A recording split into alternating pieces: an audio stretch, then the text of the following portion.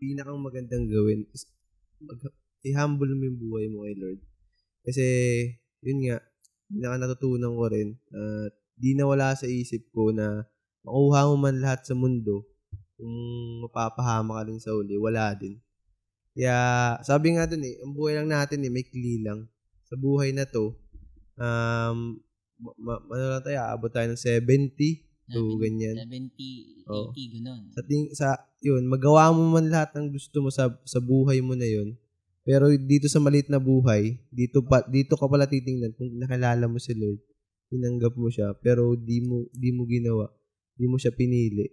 Yun yumaman ka man, nakapag-asawa ka na marami, nasa iyo na lahat. Asawa, no? Mga 1,000, Solomon. Nasa iyo na lahat, pero mamatay ka at wala kang kaligtasan. Di mo tinanggap si Jesus, sayang din. Kaya sa akin, isuko mo yung buhay mo talaga kay Lord. I-surrender mo kay Lord. Kasi sa kanya mo lang matatagpo yung tunay na kagalakan. Yung iba yung feeling na kahit di mo na nagagawa yung gusto mo, yung kasalanan na masaya. Na dati, nagawa ko yung mga kasalanan, pero parang kulang, parang pagod din.